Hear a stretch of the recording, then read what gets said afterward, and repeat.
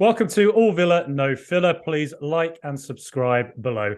Villarreal defender Pau Torres is a key target for Unai Emery this summer. That's according to media reports. Today, I'm joined by Ruairidh Barlow, who is editor at Football España. Ruairidh, what's the latest on Pau Torres and his standing at Villarreal? Yeah, so the latest coming out of Spain, at least, is that Pau Torres has reached the point in his career where he feels that it's time to leave Villarreal.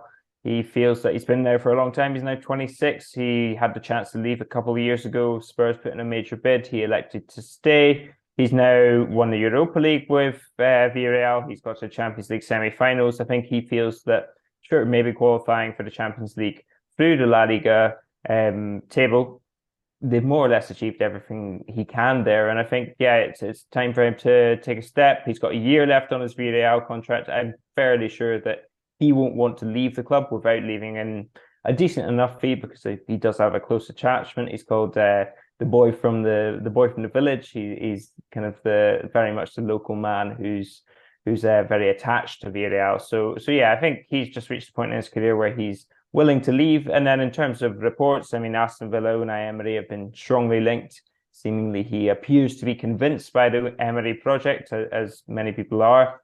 And Bayern Munich and Juventus are the other two that have been mentioned. And I think Bayern Munich and Juventus, those are two slightly different cases. Bayern Munich are looking at replacements for Luca Hernandez, who looks as if he's off to PSG, and Juventus equally for Bremer. I think those two cases are more teams that are looking at Pau Torres, and if they need to move, will move for him, whereas Aston Villa are pursuing him outright as one of their top targets. Okay, and those links, Aston Villa, Bayern Munich, Juventus, those top teams. Just how good is Pau Torres? It's a very good question. I mean, we've seen him operate at the top levels, and we've seen him operate kind of very well in that kind of second tier. I mean, Villarreal, they were very good defensively under Unai Emery, and that was partly a function of the way that they played, which was fairly safety on, conservative, and keep things tight at the back before you start going forward. Now, for the likes of Spain, where he's been a little bit more exposed, you've seen perhaps some of the weaknesses in his game. I think that right now, Pau Torres is a very good central defender, depending on the system you play him in. I think he's always going to be good. Wherever he's at that top kind of elite level, I would almost have said that the likes of kind of Diego Carlos are more versatile in terms of how they can play. And Diego Carlos, you can kind of stick him in any team, and he's more or less likely to be exposed. Whereas Pau Torres, I think you need to play in a system and an organized defense that suits him in order to get that kind of top level performance out of him. Whereas if you leave him kind of one-on-one at the back against kind of bigger, stronger strikers, I think that's perhaps where he gets exposed a little bit. And I think that's where you see it with kind of Spain and the way that they defended and the way that they played. So yeah, I think he's a little bit below that top level, but he's an enormously intelligent defender. He's a defender that is terrific on the ball. He really understands the kind of mechanics of how the ball should be brought out the back. And yeah, in terms of Villa, I think he's definitely a Champions League level defender, and definitely somebody that will probably improve their side. Okay, because when I have looked at his stats, you mentioned his ability on the ball. Offensively, he's very, very good. Is that sort of what his key strengths are? Do you think is he that defender at the back that you can get the ball to him, and in tight scenarios, or if a team is trying to start from the back, he's the perfect player to do that? Absolutely. Look, I mean, allow me to go on a little bit of a tangent here. Rafa Benitez has just been appointed as Celta Vigo manager. And I think it was a few months ago, Guillem Balaguer had a kind of sit-down conversation. It was Rafa Benitez, Marcelino García Toral, Unai Emery, and Julen Lopetegui all around a kind of table doing an interview, a conversation, as you will. And Benitez has been talking a lot, kind of in the media in Spain at least, about how he's been studying about bringing the ball out from the back, how to utilize that back best, how to kind of essentially implement that into his future teams and his future management. Now, I think that's something that probably comes a lot from Unai Emery, who's somebody that was very concerned with that at Villarreal. And one of the things that they did so well was they kind of lulled teams onto them. And then they managed to almost counterattack from kind of goal kicks or kind of deeper free kicks or even just kind of deep possession. And Pau Torres is key to that. I think the three kind of crucial vertebrae of that Villarreal side, you had Pau Torres, Dani Parejo, and Gerard Moreno. And those three kind of guided or certainly conducted the ball through the pitch for Villarreal. So Pau Torres is somebody that understands how to bring the ball out from the back, where the spaces are, the angles that he needs to play at.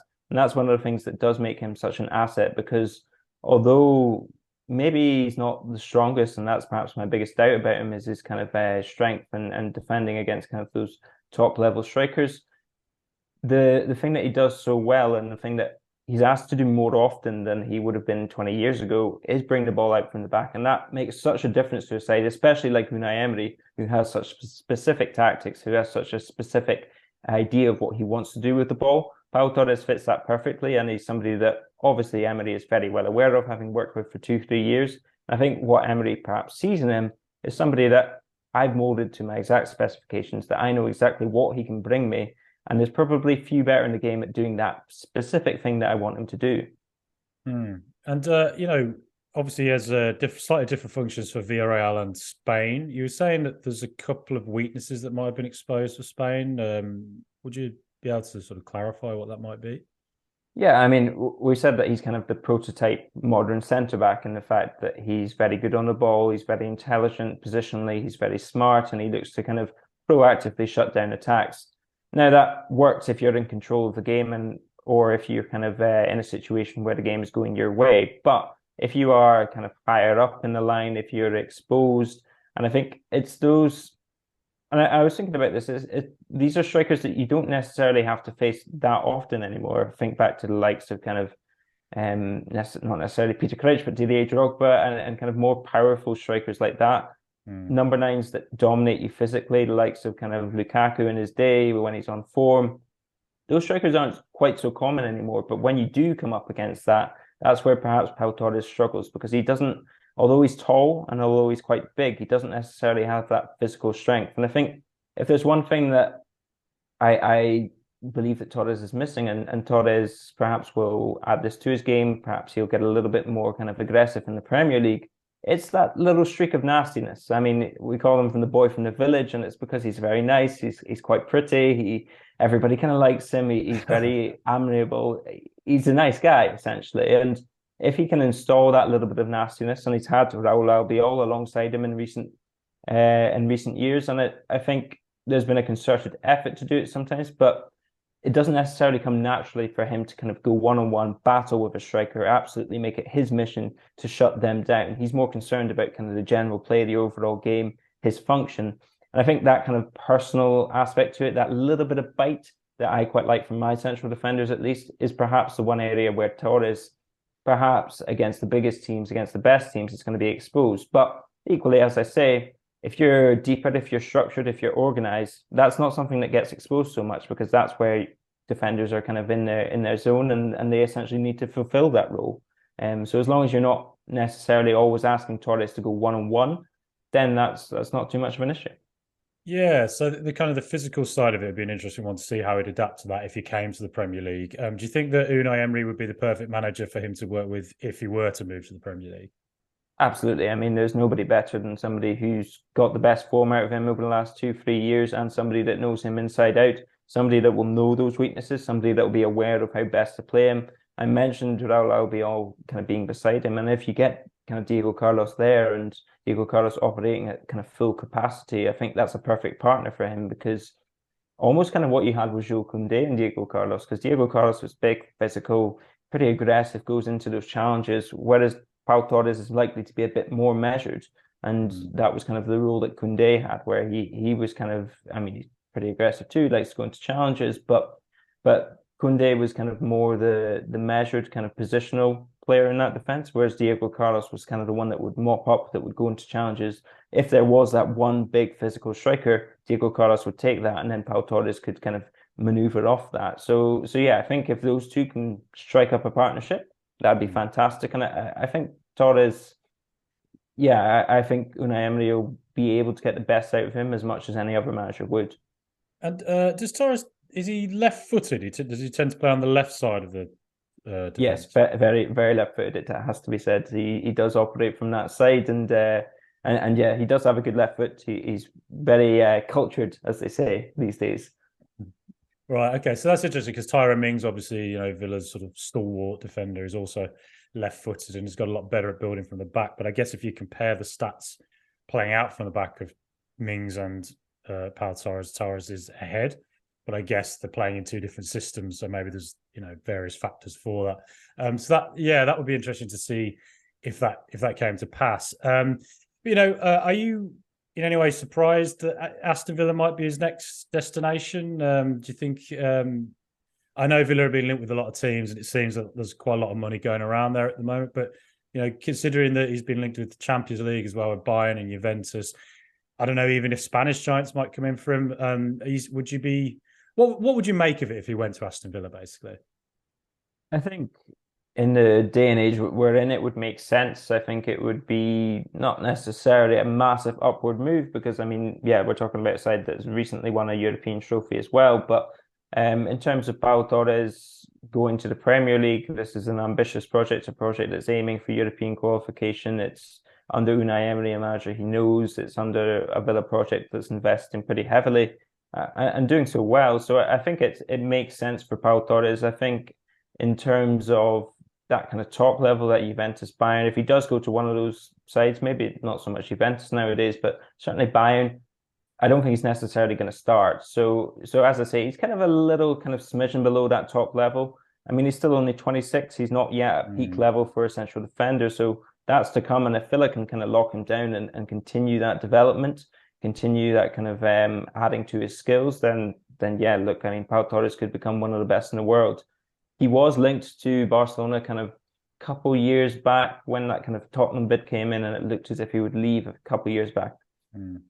I think that's kind of eased off a little bit because we've seen a few more of his weaknesses. And Pau Torres, when he comes onto the scene, kind of 2023, those kind of early formative years are where you see kind of a player make the biggest strides in improvement. Whereas once you get to kind of 24, 25, 26, that kind of slows down a little bit. You kind of know more or less what you got with a player, even if they're still developing. And so yeah, I think those kind of top teams, in terms of looking at Pau Torres as a starter, maybe perhaps in the past he would have been mentioned in the same breath, in Spain at least, with Matthias de Ligt, whereas now he's probably a little kind of just stage below that. Okay. And I guess to sort of sum it up, if he did sign for Aston Villa, what do you think he'd bring ultimately to the club? What does he bring? He's a consummate professional. He's a very smart, intelligent player. He's a guy who I think is ambitious, but also pretty kind of measured in his approach as well. I think he's pretty stable mentally as a ball-playing centre-half. I think that's something you need the ability to make mistakes and to be able to overcome them. Somebody who has, as we were saying, he has kind of a very specific profile. He has that kind of modern central defender prototype profile, but somebody that can develop more and under Unai Emery's hands. You mentioned kind of Mings, you mentioned Diego Carlos there. It'd be interesting to see him in a back three. I think he could do really good things in a back three, especially if you have that little extra bit of cover and you give him that little bit more kind of freedom to push forward into midfield to make those passes. So yeah, I think he'll bring plenty to Villa. It's interesting that they've got those kind of three central defenders that I would say are good enough to play kind of Champions League level. And how that develops, how Unai Emery sees that going, will certainly be one to watch closely, I think. Yeah, very interesting. I hadn't really considered the formation change, but it does definitely offer the potential to do that, particularly with Villa in Europe, and if other sides start to work out a way of playing Villa, it just offers a different option to approach. That's interesting. But actually, also, just one more thing is on how much he might cost. I've seen kind of like a lot of figures floating around, some saying 70 million, some 35 million. Like, what's the general sense in Spain that he might be? It won't be 70 million. I'll let you breathe easier with that. But gotcha, yeah. But yeah, I think it's difficult to tell because he has a year left on his deal. So quite clearly, that provides an incentive for Villarreal to sell. But equally, Pau Torres is a player that I think that Villarreal know they have an asset and they're typically quite tough negotiators. They're a team that get value for their players, but equally, I think they've been muddling with the idea of selling Pau Torres for a couple of seasons. Certainly last season, I think they were willing to sell him. They didn't get perhaps the bid that they wanted. So I could see this being somewhere between certainly 40 and 60. I would say it's probably likely to be just under the 50 mark. If that's my estimation, that's my guess. That's opinion, not information, as they say in Spain. But yeah, I think somewhere around that mark will probably do it for Villarreal. Okay, Rory. Well, thanks again for coming on. I mean, Aston Villa are just endlessly linked with La Liga figures and players. You know, we've seen Monchi come in, Unai Emery, Alex Moreno, potentially Pau Torres, and I'm almost certain tomorrow there will be another La Liga player that will be linked with. So I look forward to chatting to you again. But Rory, thanks again for coming on. And for those who might want to find your work and you online, where can we find you? At Ruairidh Barlow on Twitter, Ruibarlow, and at Football España is obviously the website I work for, the website I edit. So go there for keeping up to date on Spanish football rumors, and certainly Aston Villa being linked with a lot of teams quite frequently, they get mentions there. But yeah, looking forward to being back on soon, no doubt, Frankie.